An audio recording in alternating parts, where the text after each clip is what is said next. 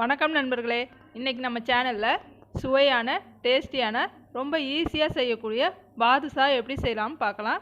அதுக்கு முன்னாடி நம்ம சேனலை புதுசாக பார்க்குறவங்க சப்ஸ்கிரைப் பண்ணிக்கோங்க, லைக் பண்ணுங்கள், ஷேர் பண்ணுங்கள், கமெண்ட் பண்ணுங்கள். வாங்க எப்படி செய்யலாம்னு பார்க்கலாம். Audio Jungle.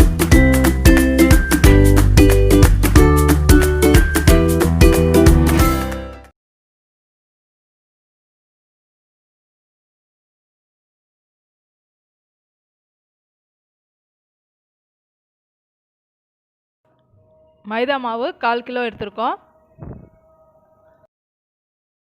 Packing soda, baking powder 2 1/2 spoon add பண்ணியிருக்கோம். 100 கிராம் நெய் அதில் சேர்த்துருக்கோம். எல்லாத்தையும் சேர்த்து நல்லா மிக்ஸ் பண்ணிக்கலாம். சாஃப்டாகவே பண்ணிங்க.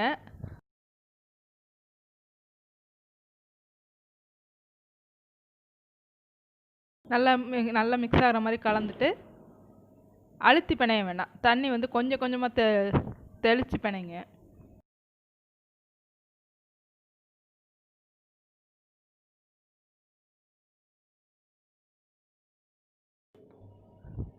மாவு நல்லா பிணைஞ்சாச்சு. நீங்கள் வந்து பரோட்டாவுக்கு மாதிரி அழுத்தியெல்லாம் பிணையக்கூடாது. மெதுவாக கையாலே கொஞ்சம் இதாக பிணைஞ்சிக்கோங்க. 10 நிமிஷம் நல்லா ஊறட்டும். அதுக்குள்ளே நம்ம ஜீராவை வந்து ரெடி பண்ணிக்கலாம். 600 கிராம் சுகர் ஆட் பண்ணியிருக்கோம். அதுக்கு 150 200 கிராம் தண்ணி ஆட் பண்ணிக்கலாம்.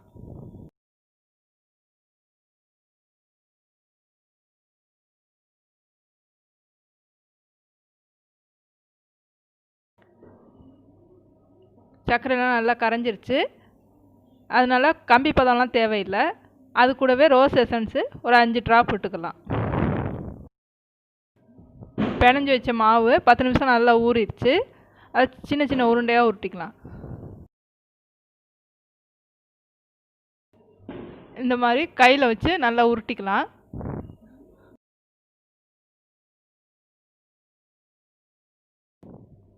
உருட்டிட்டு இந்த மாதிரி ப்ரெஸ் பண்ணிவிட்டு எல்லாத்தையும் ரெடி பண்ணி வச்சுட்டு அப்புறம் எண்ணெயில் போட்டுக்கலாம். எண்ணெய் வந்து ரொம்ப காயணும்னு இல்லை, மிதமான சூட்டில் இருந்தால் போதும்.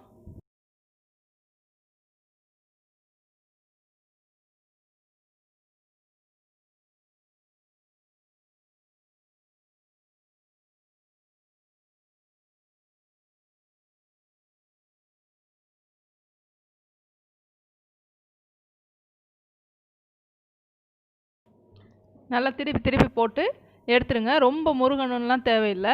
நல்லா சாஃப்டாக வெந்தால் போதும். நான் இப்போ ரெடி ஆயிடுச்சு. இந்த கலர் வந்தோடனே நீங்கள் எடுத்துருங்க. ரெடி ஆயிடுச்சு. இப்போ பாகு ரெடி பண்ணி வச்சுருந்தோம். அது கூட எல்லாத்தையும் போட்டு கொஞ்சம் நேரம் ஊற வச்சிடலாம்.